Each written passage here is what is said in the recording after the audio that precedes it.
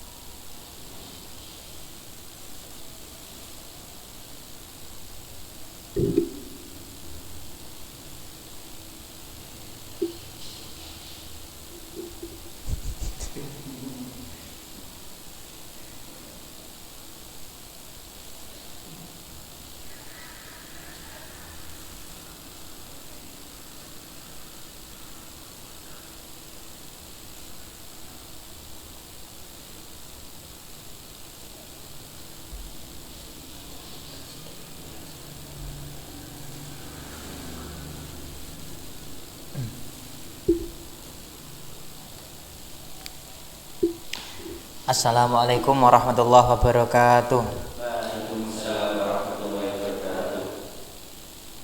Al-Fatihah. A'udzubillahi minasyaitonir rajim. Bismillahirrahmanirrahim. Alhamdulillahirabbil alamin arrahmanir rahim maliki yaumiddin. Iyyaka na'budu wa iyyaka nasta'in ihdinas siratal mustaqim. Shiratal ladzina an'amta 'alaihim ghairil maghdubi 'alaihim waladdallin. Amin. Alhamdulillah wassalatu wassalamu ala Rasulillah wa ala alihi wa sahbihi wa mawalah. La haula wala quwata illa billah. Amma ba'd. Fa inna ahsanal hadis kitabullah wa khairal hadyi hadyu Muhammadin sallallahu alaihi wasallam wa khairal umur awsatuha wa syarrul umur muhdatsatuha wa kullu muhdatsatin bid'ah wa kullu bid'atin dhalalah wa kullu dhalalatin finnar. Alhamdulillah pada sore hari ini kita masih diberikan kesehatan oleh Allah Subhanahu wa taala sehingga pada sore hari ini kita dapat berkumpul, kita dapat bertatap muka, kita dapat bertatap via live streaming pada sore hari ini untuk melanjutkan pembahasan kita mengenai kitab Arba'in Nawawi yang kemarin telah kita bahas Al-Hadis Tsani, hadis yang kedua yang baru saja sampai atau yang baru sampai di pertengahan hadis. Kemarin telah kita bahas yang pertama, ada suatu kisah pada waktu itu suatu saat para sahabat sedang berkumpul dalam suatu majelis, lalu datang seseorang yang misterius, datang menggunakan pakaian serba putih dan rambut yang sangat hitam, dan tidak ada satupun sahabat di sana yang mengenalinya. Lalu bertanya kepada Nabi Muhammad mengenai Islam, lalu dijawab oleh Nabi Muhammad, lalu membenarkan ungkapan yang diberikan oleh Rasulullah, lalu bertanya lagi mengenai iman, lalu dijawab lagi oleh Rasulullah, lalu dibenarkan lagi oleh orang tersebut. Nah, pada sore hari ini kita akan mengulas kelanjutan dari kisah tersebut. Silakan yang ada di sini untuk dibuka kitabnya. Kita lanjutkan. Bismillahirrahmanirrahim. Qala ngendika sapa rajul, fa akhbir mongko ngabarana sapa sira ni ing ingsun anil ihsani saking ihsan. Setelah bertanya mengenai iman lalu dijawab oleh Nabi Muhammad, lalu seorang itu membenarkan jawaban dari Rasulullah, lalu ia bertanya lagi, fa akhbirni anil ihsan. Qala ngendika sapa Nabi Muhammad sallallahu alaihi wasallam, antak Buddha iku yen to nyembah sapa sira Allah ing Gusti Allah, ka'annaka kaya-kaya sak temene sira iku tara ningali sapa sira hu ing Allah Antak Buddha iku yen to nyembah sapa sira Allah ing Gusti Allah ka'annaka kaya-kaya sak temene sira iku tara ningali sapa sira hu ing Allah. Fa ilam takun mongko lamun ora ana sapa sira ora ana iku tara ningali sapa sira hu ing Allah. Fa innahu mongko sak temene Gusti Allah iku yara ningali sapa Allah ka ing sira. Setelah bertanya mengenai iman lalu dijawab oleh Nabi Muhammad, setelah itu ia membenarkan jawaban tersebut. Setelah itu bertanya lagi kepada Rasulullah, fa'akhbirni anil ihsan. Ceritakanlah kepadaku, berikanlah penjelasan kepadaku tentang ihsan itu apa. Nah, lalu dijawab oleh Rasulullah, ihsan adalah ketika kamu beribadah seakan-akan kamu melihat Allah.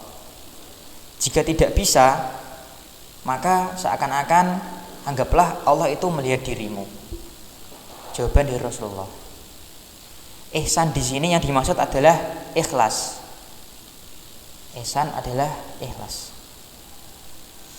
Itu tadi, ketika beribadah seakan-akan melihat Allah. Jika tidak bisa, anggaplah Allah itu melihat dirimu yang sedang beribadah itu. Nah, di sini dalam aspek beribadah digolongkan dalam 3 golongan. Yang pertama yaitu ketika seorang hamba itu beribadah, seorang hamba itu sudah menetapi syarat, rukun, dan hamba itu seakan-akan melihat Allah. Ini adalah makom yang paling utama, yaitu makom mukasyafah. Ketika beribadah sudah menetapi rukun dan syaratnya dan seakan-akan dirinya itu melihat Allah. Nah, makom ini disebut makom mukasyafah, yaitu makomnya para nabi. Yang kedua ada makom muraqabah, yaitu ketika seorang hamba sudah beribadah menetapi rukun dan syaratnya dan merasa ibadahnya itu dilihat langsung oleh Allah. Nah, makom yang kedua ini disebut makom muraqabah. Makom yang ketiga yaitu ketika hamba itu beribadah sudah menetapi rukun, sudah menetapi syarat, dan ibadah itu sebatas untuk menggugurkan kewajiban dirinya mengenai ibadah tersebut. Nah, ini penjelasan dari ihsan. Ibadah digolongkan menjadi 3 golongan. Nah, ketiga makom itu tadi termasuk ihsan yang menjadi syarat sahnya ibadah. Dan 2 poin atau 2 makom di awal tadi, yaitu makom mukasyafah dan makom muraqabah, itu makomnya orang-orang khawas, orang-orang khusus seperti para nabi, para wali, dan sebagainya. Dan kita sebagai orang awam setidaknya kita bisa menempatkan diri kita di makom yang terakhir tadi, yaitu kita beribadah sesuai dengan syarat dan rukunnya, dan mungkin sebatas untuk menggugurkan kewajiban ibadah kita tersebut. Setidaknya kita berada di makom tersebut. Jangan sampai kita tidak berada di ketiga makom tersebut. Pun boten ngertos tata cara ngibadahe, boten ngertos rukune, boten ngertos syarate. Nah niku kedah nak wonten tiang kaya ngoten, kedah ngaji, kedah mencari tahu rukun tersebut, tata caranya mengenai ibadah tersebut. Paling tidak seperti itu. Dan lebih parahnya lagi, jangan sampai kita sudah tidak tahu rukunnya, tidak tahu syaratnya, tidak mau mencari tahu, tidak mau mengaji mengenai tata cara atau pelaksanaan ibadah tersebut. Nah, jangan sampai kita berada di posisi tersebut. Paling tidak ketika kita sudah beribadah, kita sudah mengetahui rukun dan syaratnya, dan tadi menggugurkan kewajiban kita. Poin yang terakhir dari pangkat ketiga golongan dalam beribadah tersebut. Nah, setelah dijelaskan mengenai ihsan, lalu bagaimana pemuda tersebut, laki-laki tersebut? Lalu qala ngendika sapa rajul, fa akhbir mongko ngabarono sapa sira ni ing ingsun anisaati saking wektune dina kiamat. Setelah menerima jawaban dari Nabi Muhammad, laki-laki tersebut berkata kembali, tolong kabarkanlah kepadaku dari waktunya hari kiamat. Nah, lalu Nabi menjawab bagaimana? Qala ngendika sapa Kanjeng Nabi Muhammad sallallahu alaihi wasallam, ma ora ana al mas'ulu utawi wong kang ditakoni anha saking saah iku biak lama luweh ngerti minas saili ketimbang wong kang nakoni, ketimbang wong kang takon. Minas saili ketimbang wong kang takon. Jawab Nabi Muhammad, mal mas'ulu anha biak lama minas sail. Wong sing ditakoni ora luwih ngerti karo wong sing takon. Ketika pemuda tersebut bertanya mengenai hari kiamat, Nabi Muhammad menjawab seperti itu. Dalam hal ini, hakikatnya seorang laki-laki tersebut tidak menanyakan kapan terjadinya kiamat, karena sejatinya kiamat itu tidak ada yang tahu. Nabi Muhammad juga tidak tahu mengenai waktu tersebut. Hanya Allah lah yang tahu kapan terjadinya hari kiamat. Lalu kenapa kok pemuda laki-laki tersebut menanyakan hal tersebut? Pertanyaan ini bermaksud agar orang-orang tidak menanyakan kapan hari kiamat itu. Kenapa kok begitu? Karena waktu itu orang-orang atau mereka banyak sekali yang menanyakan kapan hari kiamat itu terjadi. Kiamat itu kapan jeung Nabi? Tahun pinten? Dinane napa? Banyak yang menanyakan hal tersebut. Nah, jadi tujuan seorang itu menanyakan kapan hari kiamat itu terjadi bermaksud agar orang-orang tidak menanyakan kapan hari kiamat itu terjadi. Yang mana hanya Allah lah yang tahu kapan terjadinya hari kiamat itu. Nah, setelah dijawab Nabi seperti itu, lalu bagaimana reaksi laki-laki tersebut? Qala ngendika sapa rajul, fa akhbir mongko ngabarono sapa sira ni ing ingsun an amaratiha saking tanda-tandane as-saah, saking tanda-tandane dina kiamat.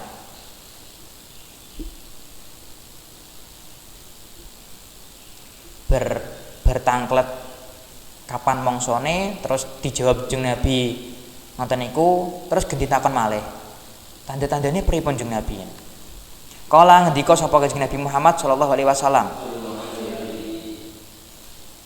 yaiku tanda-tandane antalida iku yen tong lahirake sapa al amatu budak amat rabbataha ing bendara wadone amat.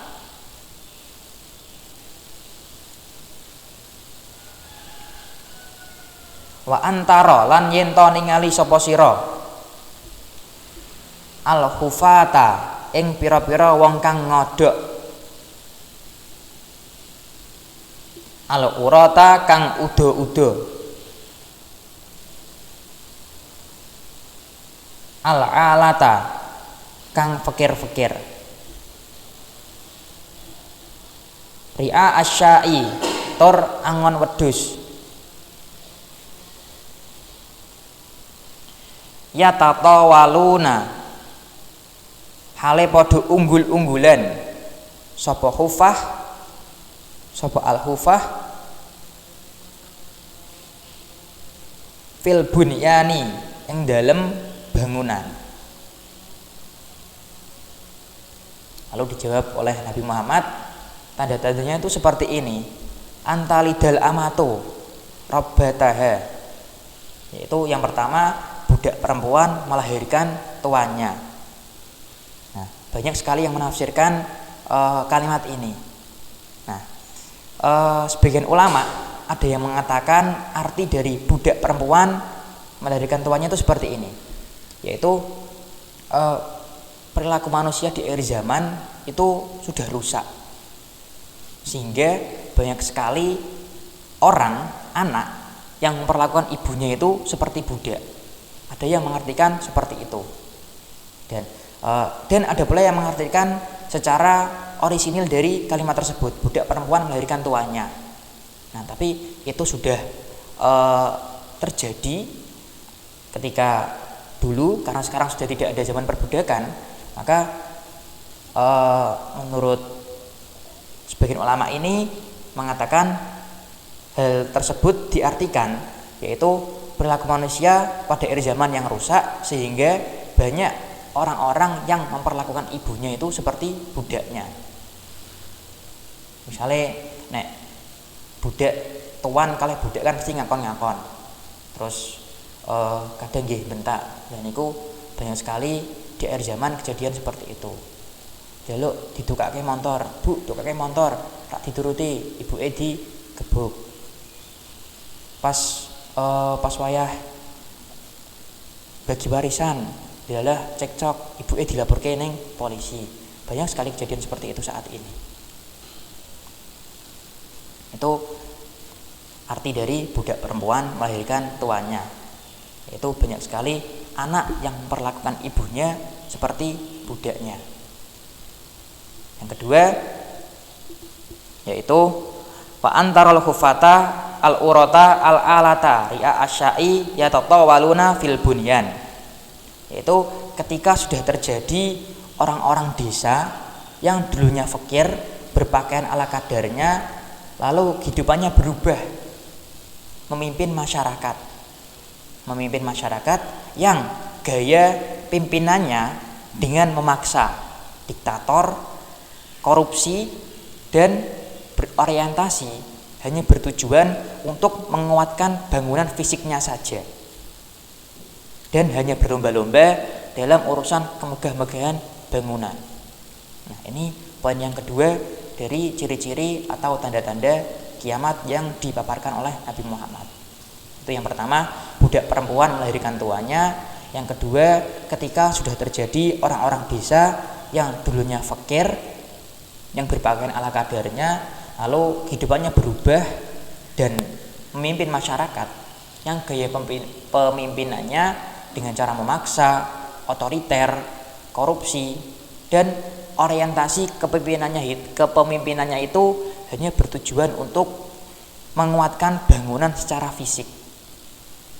Jadi orientasi kepemimpinannya itu hanya untuk bangunan secara fisik saja, tidak memperlihatkan aspek-aspek yang lain. Itu ciri-ciri yang kedua dari tanda-tanda kiamat.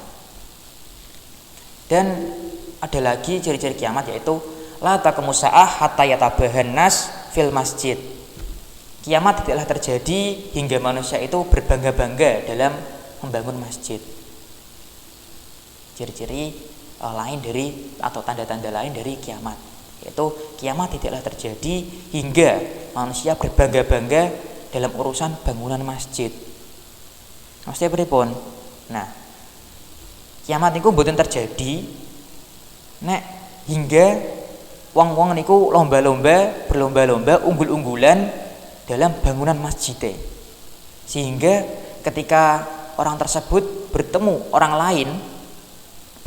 lain merasa bangunan masjid mereka ini lebih besar, luwih sangar, luwih keren ketimbang masjid DE. Nah, itu. Tetapi hakikatnya dalam kondisi dalam masjidnya, kondisi fisik masjid yang megah tanpa dibarengi oleh kondisi masyarakat atau kondisi dalam masjid, maka sama saja tidak ada gunanya. Masjidnya wapi, keren, granitan, asenan, kipasnya papat, kipasnya 5, tapi sofe mong loro tok. Lah niku nggih mboten sesuai dengan nampak fisik, tetapi dalamnya bobrok, seperti itu. Fisiknya keren tetapi dalamnya hanya diisi 2 soft saja. Sama saja tidak seperti apa yang dijelaskan oleh para ulama, yaitu tentang keutamaan jamaah. Yo nggih termasuk jamaah, tapi LN nggih mau bangunannya diunggul-unggulke kalih bangunan-bangunan liyane. Seperti itu. La taqumu sa'ah hatta yatabahan nas fil masjid. Setelah dijawab oleh Nabi Muhammad, apa yang terjadi? Sumang tolako, mongko budal, mongko nuli budal sapa rajul. Falah bistu, mongko meneng sapa ingsun.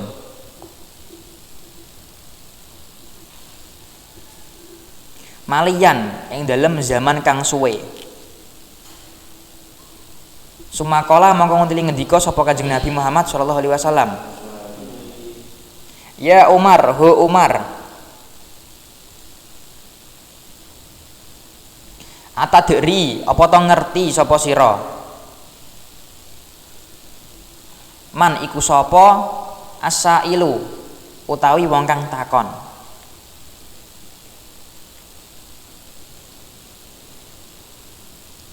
Kultu ngendika sapa ingsun. Allahu tawi Gusti Allah wa rasuluhu lan utusane Allah iku a'lamu maha ngudaneni. Kala ngendika sapa Kanjeng Nabi Muhammad sallallahu alaihi wasallam.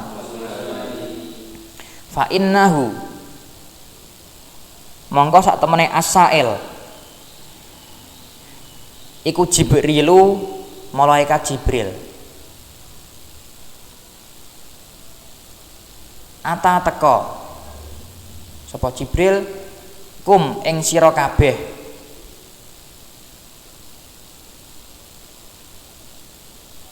yu alimu kang ngajari kum ing sira kabeh dinakum ing agama sira. Dinakum ing agama sira. Rawang ngriwayatake hadis sapa Muslimun Imam Muslim. Nah, setelah dijawab seperti itu, apa yang terjadi? Lalu pemuda atau laki-laki misterius itu pergi meninggalkan majelis. Nah, itu falabistu mongko meneng sapa ingsun. Meneng di sini itu setelah laki-laki itu pergi, para sahabat Umar diam, tidak menanyakan siapa laki-laki tersebut kepada Rasulullah.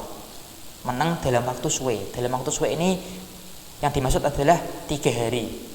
3 hari setelah kejadian itu, sahabat Umar tidak bertanya kepada Rasulullah.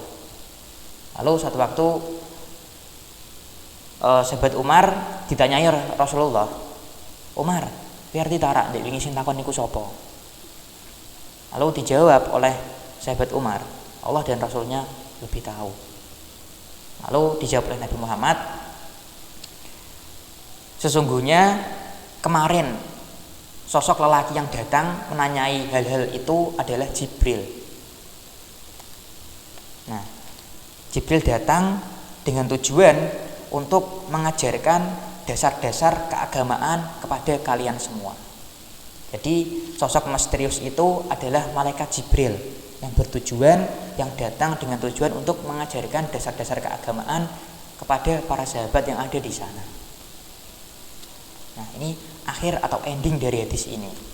Dapat kita ambil isyarah bahwa dari awal dan sampai akhir di sini dapat kita ambil isyarah bahwa agama itu mengandung 3 unsur, yaitu Islam, iman, dan ihsan.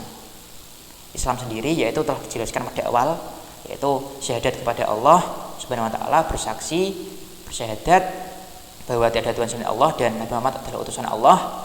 Yang kedua salat, zakat, puasa, dan haji bagi yang mampu. Rukun Islam wonten gangsal. Nah, rukun iman sendiri yaitu iman kepada Allah, kepada Rasul Allah, malaikat Allah, kitab-kitab Allah, kepada hari kiamat dan qada qadar. Ada 6 rukun iman. Dan ihsan sendiri yaitu tadi, ketika dirimu beribadah seakan-akan melihat Allah. Jika tidak bisa seperti itu, maka anggaplah Allah ini melihat dirimu. 3 unsur Islam yaitu Islam, iman, dan ihsan. 3 unsur agama: Islam, iman, dan ihsan. Nah, Di sini malaikat Jibril datang dengan tujuan untuk mengajarkan dasar-dasar keagamaan kepada para sahabat. Nah, diceritakan malaikat Jibril ini sayape wonten 600. Gedene sakpore wonten 600. Nah, gedene Jibril niki luwih gede malih malaikat Mikael. Luwih gede malih ketimbang Jibril. Nah, gedene malaikat Jibril niki mau membuat Nabi Muhammad niki nate semaput. Suatu waktu Nabi Muhammad niki pengen ngertos bentuk asline, wujud asline malaikat Jibril. Nah, Jibril, aku pengen ndelok bentuk aslimu. Wah, mboten jeneng Nabi, jenengan mboten kiat. Ngoten Jibril. Terus suatu waktu dilalah niku Jibril datang kepada Rasulullah dengan wujud aslinya. Sontak seketika Rasulullah kaget. Wah, gedene maluke kaya apa iki? Saking besarnya Jibril itu sampai-sampai Rasulullah pingsan. Nah, manusia terkuat, tersehat, Rasulullah saja melihat Jibril sampai pingsan.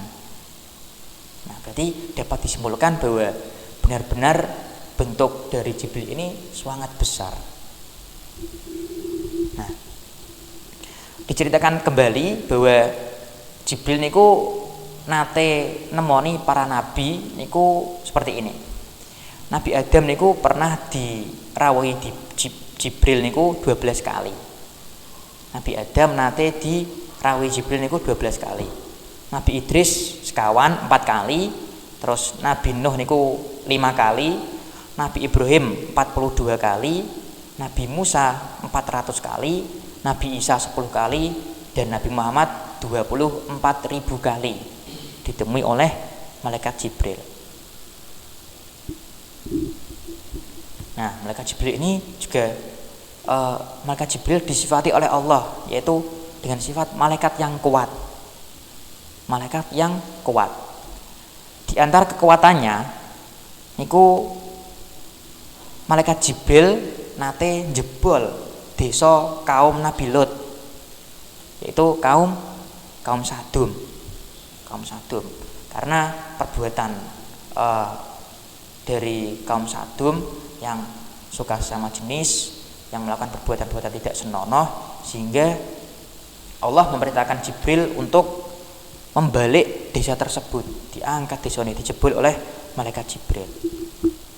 Salah satu kekuatan dari malaikat Jibril. Kekuatan yang lain yaitu nate suatu waktu Jibril niku diken Gusti Allah, diken membinasakan kaum Samud dengan cara nopo? Jerite malaikat Jibril niku mampu mateni wong sak kaum. Nah, niku kekuatan dari malaikat Jibril seperti itu. Itu tadi pembahasan kita mengenai Al-Hadisus Tsani dan cerita singkat mengenai malaikat Jibril. Mungkin saya cukupkan sekian. Semoga dapat bermanfaat dari apa yang telah kami sampaikan, dan semoga dapat kita ambil pelajaran untuk semuanya, mulai dari pengertian dari rukun Islam, rukun iman, ihsan, dan dari cerita Jibril tadi. Itu saja, saya cukupkan sekian. Wassalamualaikum warahmatullahi wabarakatuh.